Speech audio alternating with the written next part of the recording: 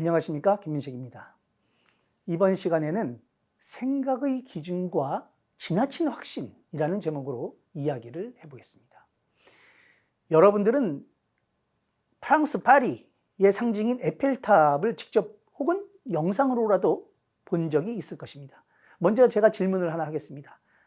파리의 에펠탑의 높이가 100m보다 높을까요? 혹은 낮을까요? 만일 높다면 혹은 낮다면 에펠탑은 몇 미터 정도일 것이라고 생각하십니까? 여러분들이 98%에 확신할 수 있는 에펠탑의 높이 구간은 어느 정도입니까? 즉 에펠탑의 높이가 최소 몇 미터에서 최대 몇 미터 정도면 내가 한 98%의 정확률로 이걸 맞출 수 있다 라고 생각하십니까? 이 질문에 대한 대답을 한번 종이에 적어 놓고서 계속 강의를 한번 들어보시기 바랍니다. 자, 다 적으셨습니까? 자, 이제 만일 제가 다른 사람들에게는 이렇게 질문을 했다고 한번 가정해 보시기 바랍니다. 파리 에펠탑의 높이가 500m보다 높을까요? 혹은 낮을까요? 만일 높다면 혹은 낮다면 에펠탑의 높이는 어느 정도라고 생각하십니까? 여러분에게 먼저 했던 질문과 지금 질문의 차이는 처음에 에펠탑의 높이를 각각 100m와 500m를 기준으로 높은지 낮은지를 먼저 물어본 것뿐입니다. 그런데 이 질문 하나 때문에 사람들이 추측하는 에펠탑의 높이는 큰 차이를 보입니다. 100m를 기준으로 높낮이를 생각한 사람들은 500m를 기준으로 생각한 사람들보다 에펠탑의 높이를 훨씬 낮게 판단합니다.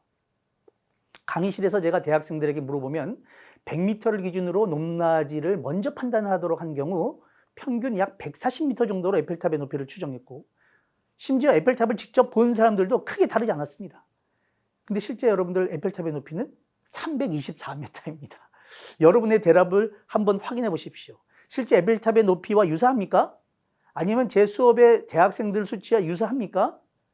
그리고 여러분이 설정한 최저에서 최고 높이의 범위에 실제 에펠탑의 높이가 있습니까? 324m가 여러분의 범위 안에 있습니까? 제가 98%의 에펠탑의 실제 높이가 여러분이 생각하는 그 구간 안에 있어야 합니다. 하지만 아마도 한 50% 이하의 분들만 구간을 맞췄을 것입니다.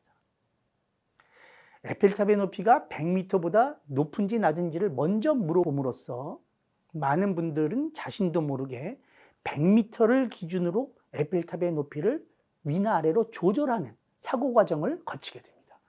마치 배가 정박할 때 닻을 내리고 그 주변에서 크게 벗어나지 않는 것처럼 우리의 판단이 사전에 주어진 그 기준을 중심으로 크게 벗어나지 못하는 경향을 우리가 보통 정박 효과라고 합니다. 영어로는 앵커링 이펙트라고 부릅니다. 어쩌면 에펠탑의 높이와 관련해서는 사람들이 잘 모르는 분야라서 기준에 영향을 받는 것이 아니냐 이렇게 반문할지도 모르겠습니다. 그렇다면 다음 연구를 한번 살펴보겠습니다. 2001년에 독일의 심리학자 앵글리히와 무스바일러가 수행한 연구는 15년 이상의 경력이 있는 고등법원 판사들의 형량 판단 역시 그 앵커, 기준에 의해서 영향을 받고 있음을 보여주고 있습니다. 실험에 참여한 판사들에게 동일한 성폭행 사건에 대한 자료를 주고 검토하게 한 후에 컴퓨터 전공 대학생이 검사 역할을 해서 피고에게 구형한 형량을 알려줬습니다. 이때 한 집단의 판사에게는 검사 역할을 한 대학생이 피고에게 34개월을 구형했다고 알려줬고, 다른 집단의 판사들에게는 12개월을 구형했다고 알려줬습니다. 그리고 나서 각 주권에 할당된 판사들에게 이 대학생 검사, 그냥 임의로 우리가 대학생 검사라고 부르는 건데 그 검사의 구형량이 높은지 낮은지를 일단 판단을 하게 하고, 그 다음에 본인이 정말 담당 판사라면 형량 선고를 어떻게 할지를 물어본 것이죠. 결과는 34개월 구형 조건에서의 판사들은 평균 36개월을 선고했고, 12개월 구형 조건에서의 판사들은 평균 28개월을 선고한 것으로 나타났습니다. 두 집단 간에 무려 8개월의 형량 차이가 난 것입니다. 일반적으로 실제 법정에서 검사의 구형은 해당 사건에 대한 중요한 정보를 지니고 있고, 검사 역시 법 전문가로서 이들의 구형은 판사의 판단에 중요한 기준이 될 수도 있습니다. 하지만 이 실험 연구에서 흥미로운 사실은 검사 역할을 한 그 대학생은 법에 대해서 거의 알지 못한다는 것을 실험에 참여한 판사들도 이미 알고 있었고, 더욱이 판사들은 이 가상의 대학생 검사가 구형한 형량이 자신의 형량 판단에 전혀 영향을 주지 않았다고 생각했다는 점입니다. 즉 임의의 구형 기준에 판사 본인은 영향을 받지 않았다고 생각하지만 실제 실험 결과는 그 임의의 기준조차 전문가의 전문 분야 판단에도 영향을 주고 있음을 여실히 보여주는 것입니다. 우리의 일상생활에서 그리고 사회, 경제, 정치, 교육 등 인간이 판단이 관여하는 대부분의 분야에서 이러한 정박 효과는 언제든 일어날 수 있습니다. 여러분이 백화점에서 쇼핑할 때 점원이 처음에 아주 비싼 상품을 먼저 보여줬다면 여러분은 어쩌면 자신이 사려고 했던 가격보다 꽤 비싼 상품을 구매해서 백화점에 해가지고 백화점을 나오게 될 수도 있습니다. 그 점원이 여러분에게 만들어 놓은 높은 그 가격의 기준 덕분이죠. 협상 과정에서 가령 얼마 전 최저임금 같은 것들 이렇게 협상하지 않습니까? 그런 협상 과정에서 최종 조절된 안은 어떤 기준이 처음에 제시되느냐가 중요한 역할을 합니다. 금융 투자나 심지어 군사적 판단에도 정박 효과가 작용하는 것입니다. 최근에 독일 쾰른 대학의 심리학자 라머스와 부르거는 권력이 정박 효과를 배가시키고 있음을 일련의 실험을 통해서 밝힌 바 있습니다. 다양한 판단 상황에서 권력이 있다고 느끼는 사람들일수록 높은 정박 조건과 낮은 정박 조건 간 차이가 더 크게 나타나는 것입니다. 즉 권력이 있는 사람이 그렇지 않은 사람에 비해서 주어진 기준의 영향을 많이 받고 조절을 잘 하지 않는 것입니다. 이러한 이유는 권력을 가진 사람들이 그렇지 않은 사람들에 비해서 자신이 갖고 있는 생각이 맞는지 혹은 틀릴지를 제대로 검증하지 않고 어떤 정보든지 당장 있는 정보만을 갖고 자동적으로 생각하는 경향이 크기 때문에 그렇습니다.